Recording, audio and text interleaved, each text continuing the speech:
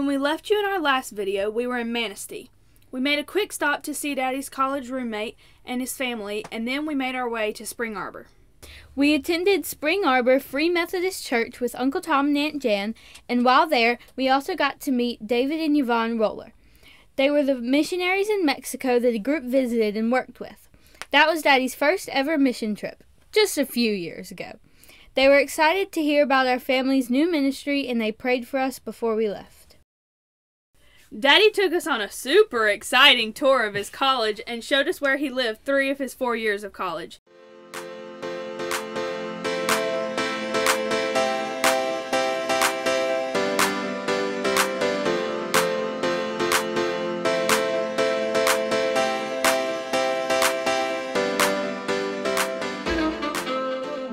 He also showed us where the Cougar Crazies were born and where he spent time yelling at opponents and referees.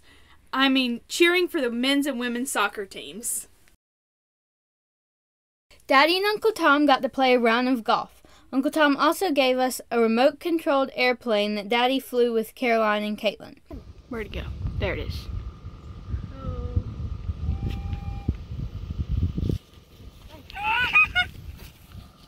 I landed it.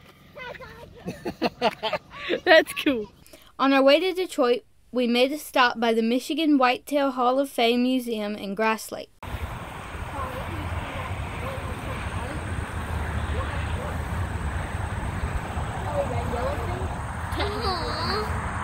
so cute.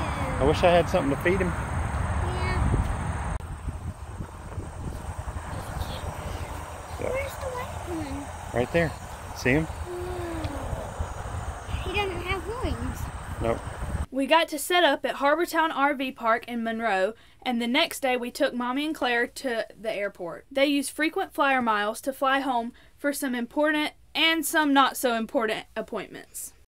Alright, give me a kiss. You're not parking now. I love you. I think you're Give me a kiss. I love you. Oh, hold on. Let Daddy pull over. Are y'all going to trade around seats? No. Yes. I love you. Just swap real quick, I man. love you. Love you too. I love you. You're lying. Love you, Claire. Bye. Bye, Claire. Won't miss ya. While you're I miss you. When we left them at the airport, we went to meet Pastor Mark, Daddy's pastor when he was growing up. He took time to tour us around the area where he pastors in Detroit. My job was brand new, so it's kind of like yours. Make it up as we go. The gist of it is to oversee the work in Detroit, mostly church planners.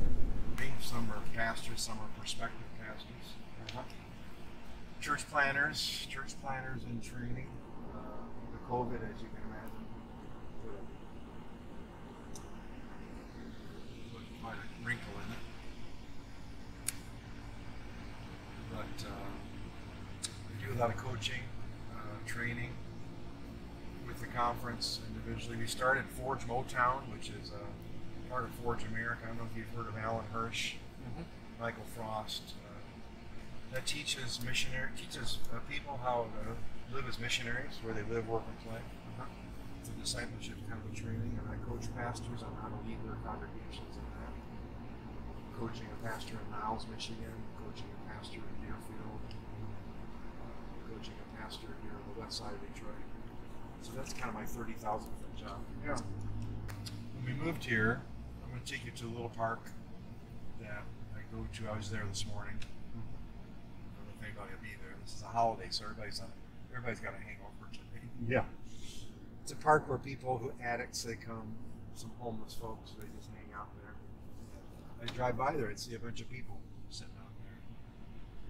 The Lord prompted me to, I couldn't get them out of my mind, and began to do prayer walks around that neighborhood, and ventured over there and met those folks. That was a year ago, June. So now I'm Pastor Mark there, and we have every other week a dinner, cookout, short worship service. But I go there almost any day I'm home. It's nice. I just go there and hang out, just talk with them, pray with them. Everybody calls me Pastor Mark. I've visited hospitals, homes, helped homeless folks.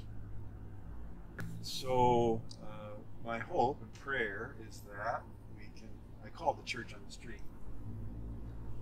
when I first came there, they said, "Who are you?" I said, "I'm Mark, I'm a pastor." And they said, "Well, where's your church?" I said, "It's right here."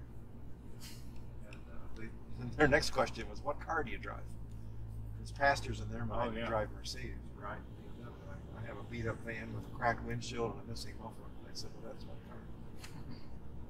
So I purposely haven't fixed that muffler. They can hear me coming. Yep. And they say, "Pastor Mark, when you come, we hear you coming. We look out for you." So they cook, they purchase food, they serve, they clean up, they set up, they pray. So you move the needle just a little bit at a time. This is their turf where they hang out to drink and smoke. So I'm a guest on their turf. To go indoors where they're not allowed to do that might be we'll see. Yeah. So instead of me saying, "I'm going to start a church, would you come?" Yeah. I say to them, "Would you help me build it? And all we're going to do is care for people, care for people's needs." And they know that I'm legit. They know that that's what I'm about. Living in an abandoned house, he had nothing with his name on it. Completely off the grid. No heat, no electricity, no water, no ID. I began a year ago this month, and finally got him a state ID, got a birth certificate. He now has a post office box, a bank account, a bridge card where he can get groceries. And this starting Friday, hopefully he'll start getting Social Security. He's 65 years old. So I help with, people on the street, just very different world than I used to occupy at Spring Arbor. Yeah. I have no office, no title, no schedule. I love that part. I just hang out in the streets. So we have a little church that meets in a United Methodist basement, a couple miles south. We have another church that meets in a Catholic parish. Another one that meets downtown in a senior facility. Took an old church and had a community center downriver. So you can see a lot of housing is abandoned. Some neighborhoods like this have density, right? And then other places don't have a thing. Here's my friend Florine. She helps me serve.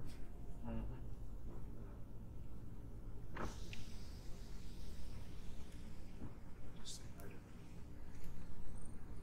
her. Hey, Florine. Friday at noon. Yes. You're going to help. You both be there. I love you. We'll see ya. Bye-bye. Yeah. They help serve. Convene our leaders once a month for prayer, training, encouragement. We eat a lot. We have an annual retreat coming up 1st of October. And we have Free Methodists and non-Free Methodists. We look for pastors who have no tribe. My friend, he's lived in this abandoned house for 10 years. We got him on a waiting list for an apartment somewhere, subsidized housing. We're waiting to hear from that. Last winter, he had a little propane space heater, and I kept him supplied with propane. Got him a good sleeping bag. Now the floor's caving in and the roof is caving in. It's just not safe. Yeah. But I was with him a good part of the morning. So that's kind of what I do. I just make myself available.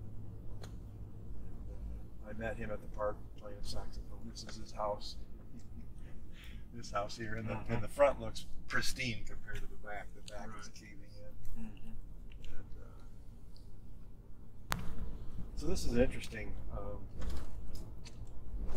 See, these are some of my friends here. Let me introduce you to them. Let's pull in. One of them is Paris, who just got diagnosed. Want to come out, girls? Sure.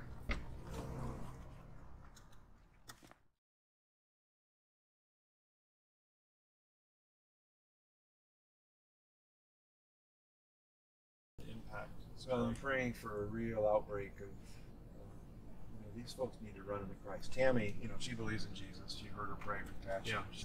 Paris is the one who just found out he has cancer. Okay. Praying for healing. I said, Lord, I need you to do that. Yeah. I told Paris, I said, Paris, it's not only just for you, but everybody here at the park, they need to see that Jesus is real. So I'm praying that God will touch you in a way that can only be explained that God's done it, and no one else. Well, in churches where we grew up, discipleship happens when you start a class or a group. Right? Here, discipleship can only happen when they've encountered Christ. Mm-hmm. When Jesus said, "Follow me," they'd already bumped into him. I mean, they'd already, as I say, they'd already bloodied their nose at Jesus. Yeah. Peter cast it on the other side. Then Jesus said, "Follow me." He never issued that invitation until they had encountered his lordship. And that's really the way it works in most of the world. And I'm praying that'll happen here. So that's what I do. That's my congregation, about 30 people. Friday, 15, 20 will show up for prayer time and a Bible story. And then 30 to 35 will come and go as we eat and hang out there. Sometimes things get a little crazy. All right, so I took a little time this morning on my way back from picking up some items from my uncle, and I went to Fantastic Sam's. And let me just say, I feel fantastic. New text message from Casey Kilgore. Off plane. Had to potty. Be right out. Of course.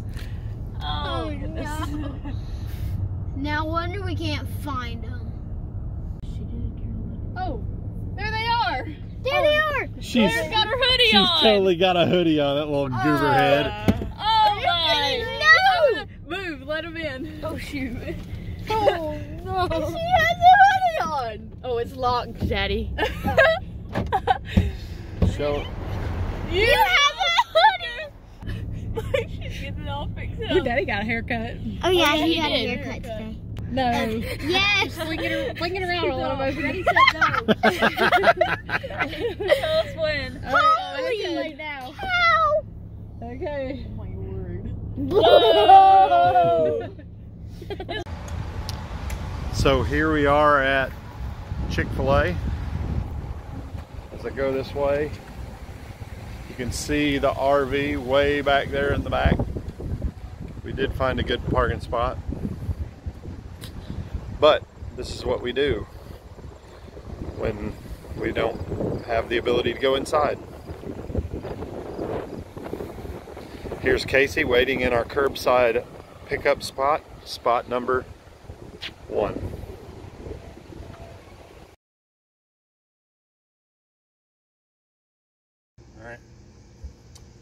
All right, so we're at a campsite that has electric and it has water. It does not have sewer, so we took this opportunity to purchase something we've been talking about getting for a little while. Gives us a little more flexibility. We got a Rhino tote. So this is to tote our black and gray water when we are staying at a place without sewer hookups. So not only are we at a place without sewer hookups, but as you walk over this way, you'll see kind of a situation that we have as well.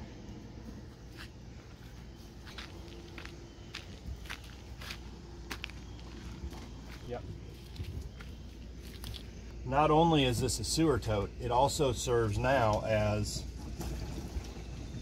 my daily workout. So I can do curls right here under the RV. I won't bother the girls any. And don't worry, this is just shower water. And kids can do it too. So we haven't started homeschooling yet, but we have started PE. So Caitlin's getting her workout in this morning, a little physical education. She's doing the two-handed lift. All right, Caroline didn't want to miss out on PE today, so she's gonna get her PE in.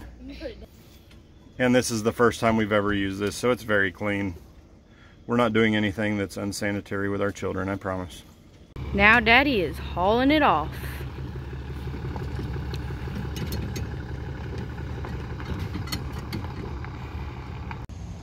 Well, I stepped out the RV to find these little hooligans. We are at Buckeye Lake KOA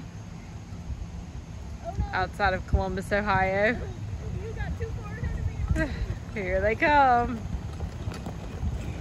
I think this takes pedal tractor to a whole new level.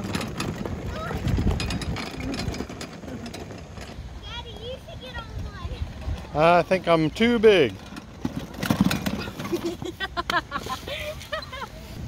gotta stop.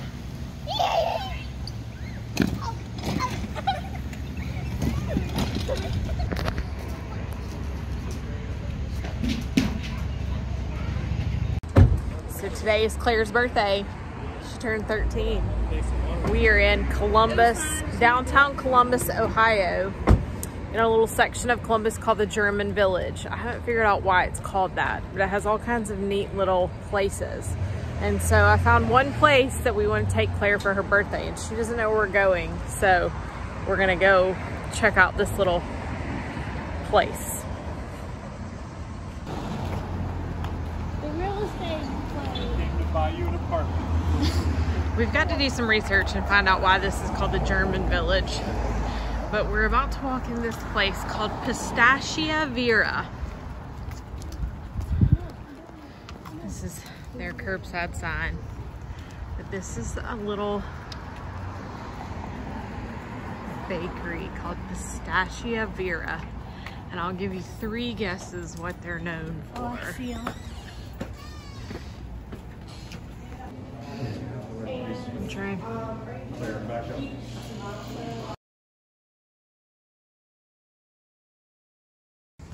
Okay, we just finished our whole are box. you filming me? We just finished the whole box. What was your favorite? Well, first we need to say what kinds we got. I got passion fruit and coffee and coconut key lime. What'd you get, Caitlin? I got raspberry, coconut key lime, and strawberry and cream. Yes. I got chocolate and then tasted some of the vanilla. What'd you end up getting? I got chocolate, passion fruit, and cherry. What did you get? Are you done chewing now? I got chocolate, lemon, and raspberry. And I got, what other ones did I get? Coffee, vanilla bean, Peach. and oh, I got that peach. Yes. Peach oat. Peach oat. And then we got I think that was everything. Another strawberry and cream. So what was the verdict? What was the verdict, Claire? My favorite is the raspberry. How'd you think they did with their macaron cooking here? Was it all that was that a good surprise? Mm-hmm. They're pretty good. They were pretty good. Here, let me see the inside. So one of the things we talked about was, oh, there we go. That's a good shot. One of the things we talked about was the makeup of their cookie. Kevin, what was our favorite? What did we say was the coffee was incredible. Yes. I would go back in there and get 3 more coffees right now. I think that should go on the new flavor list, kiddo. But that raspberry one is excellent as well. Yep. All right. Do you two have any other thoughts? And The chocolate and the vanilla, the basic ones, they were good too. Was the chocolate filling like it was a ganache. Okay, that's what I was trying to figure out. Now on to lunch, and what was the other request for the day? Shopping.